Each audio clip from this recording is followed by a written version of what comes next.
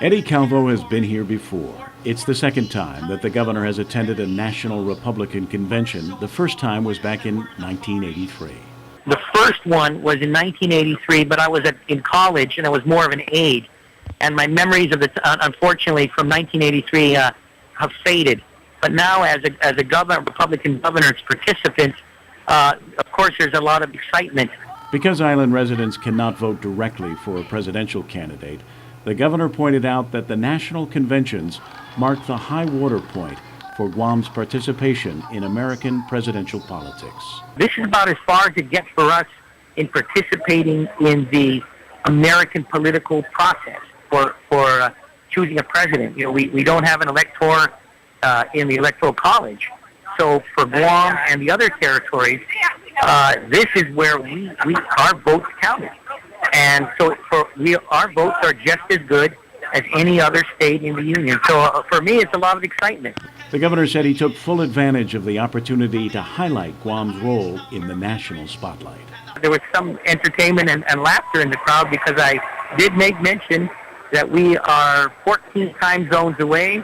We are so far west that we're in the Far East.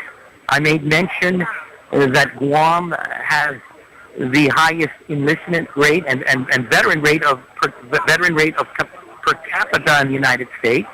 We got a rousing applause for that little statistic. The governor says he's been telling the Guam story to various media stateside, including the Miami Herald, papers in Illinois, Japan's Kyoto News Service, and tomorrow he said he'll be giving an interview to Comedy Central. They've told us straight up they're going to be diplomatic. They're not going to make fun of the Guam delegation, but they thought it was interesting to interview a territory such as Guam because we do not have, again, a vote in the Electoral College.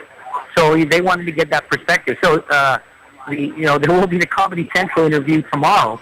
Among the surprises at the convention, said the governor, is meeting so many fellow Americans who have firsthand knowledge of Guam.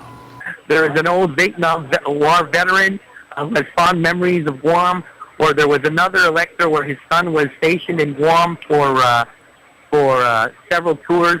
I just met the representative from Georgia, and she said, "Governor, I want to get to talk to you a little bit longer because she spent 6 years living in Guam. Her husband was in the Air Force."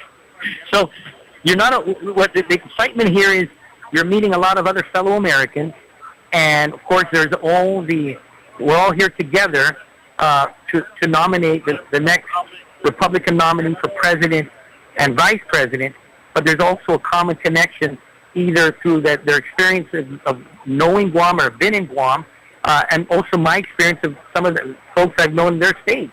The governor says he'll be back on Guam in time for the Saturday primary election. Kevin Kerrigan, PNC News.